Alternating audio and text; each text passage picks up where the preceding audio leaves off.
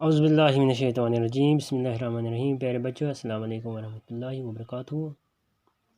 आज हम 8वीं जमात के इस क्लास में उर्दू के मज़मून में जाबिर बिन हयान के मुतालिक जो भी सवालात यहाँ पे दिए हुए हैं इनको करने की हम कोशिश करेंगे। तो बच्चों, आपसे गुजारिश है कि आप अपनी किताबें खोलिए और सफ़ा नंबर 53 को देखिए जहाँ पर ये सवालात दिए हुए हैं। इससे पहले कल हमने इस सबक को ख़त्म किया था और आज हम इसके जो सवालात हैं इसी सबक के मुतालिक हमसे पूछे जा रहे हैं कि आपने जो कुछ भी पढ़ा है इस सबक में, तो इन सवालात के आपको जवाबात भी देने हैं। तो सबसे पहला जो यहाँ पर सवाल दिया हुआ है वो ये है, जाबिर बिन हयान कौन थे? यानी जाबिर बिन हयान कौन थे? तो हमने पढ़ा है कि जाबिर बिन हयान कोफे के एक गरीब अतार के फर्जंद थे। क्या थे? जाबिर बिन हयान कोफे के एक गरीब अतार के फर्जंद थे।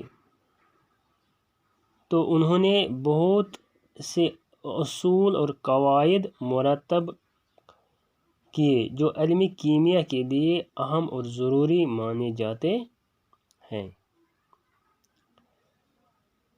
तो इसके अलावा जो दूसरा सवाल है यहाँ पर वो है, जाबिर बिन हयान की तालीमी तरबियत कहाँ हुई?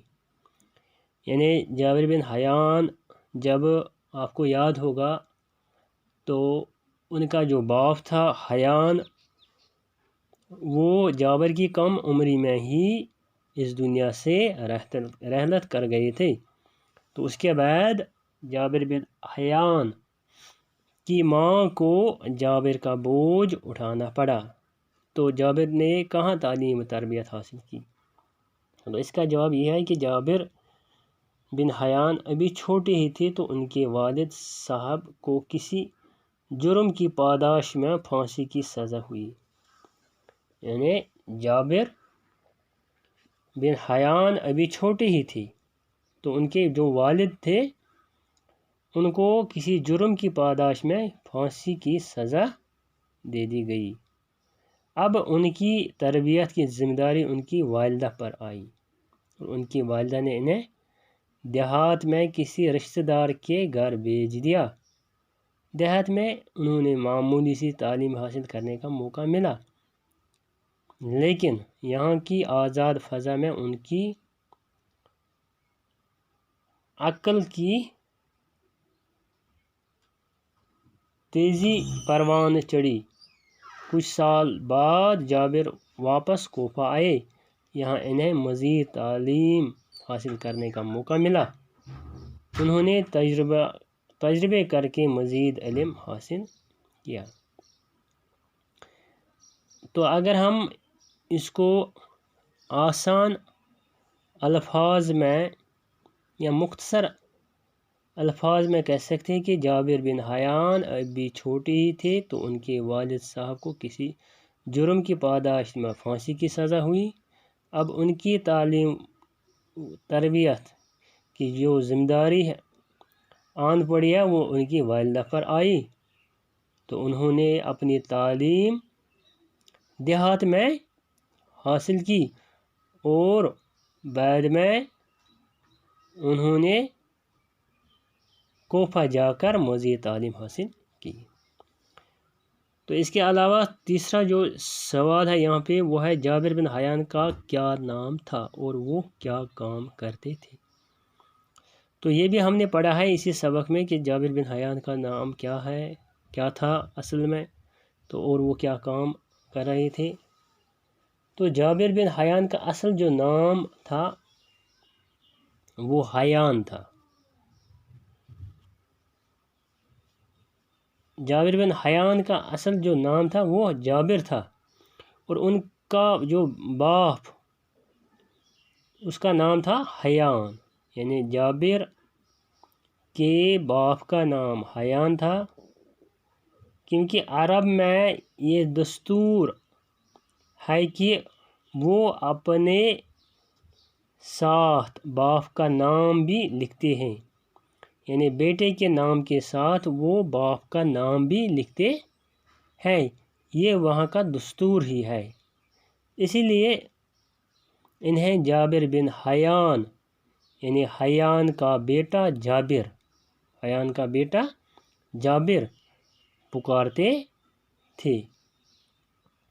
تو اس کے علاوہ وہ کیا کام کرتے تھے، تو یہ ہمیں بھی معلوم اب ہوا ہے کہ وہ کیمیا گری میں تجربہ کرتے تھے، کیمیا گر تھا وہ، اور انہوں نے اس علم کے بنیادی اصول و قوانین وضع کر کے مرتب کیے۔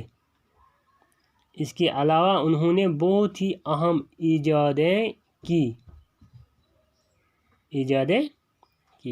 تو اب اگر ہم اس کو بھی مختصراً لکھیں گے تو کیا لکھیں گے؟ جابر بن حیان کا اصل نام جابر تھا اور باپ کا نام حیان تھا۔ تو وہ کیا کام کرتے تھے؟ وہ کیمیا گری میں تجربہ کرتے تھے اور انہوں نے اس علم کے بنیادی اصول و قوانین وضع کر کے مرتب کیے اور بہت ساری ایجادیں بھی کی۔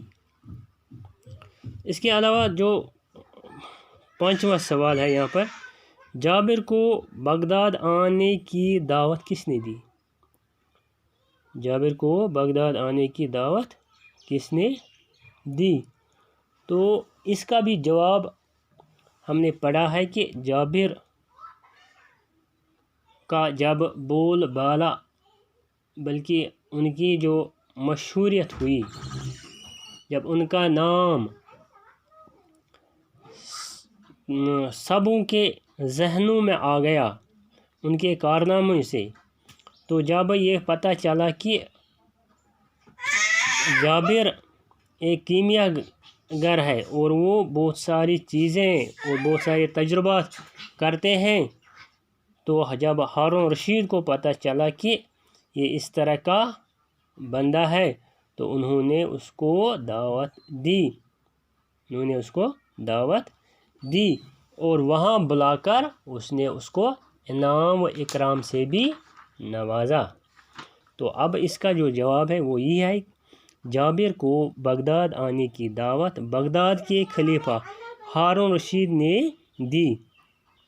جب جابر وہاں گیا تو اسے خلیفہ نے یعنی ہارون رشید نے جو کہ خلیفہ تھا خلیفہ نے انعام و اکرام سے نوازا۔ اس طریقے سے ہم نے ان 4 بلکہ 5 سوالات کے جوابات یہاں پہ کیے ہیں، تو باقی بھی یہاں پر اور 4 سوالات ہیں، تو انشاءاللہ جو یہ باقی 4 سوالات ہیں ان کے جوابات ہم انشاءاللہ کل کریں گے۔ تو فی الحال آپ کے لیے آج یہ 4 سوالات آپ کے لیے کافی ہے، تو آپ اس ویڈیو کو بار بار دیکھیے اور سنیے، اور ان جو یہ سوالات کے جوابات ہم نے یہاں پہ لکھے ہیں ان کو اپنی کاپی پہ تحریر کیجیے۔ باقی السلام۔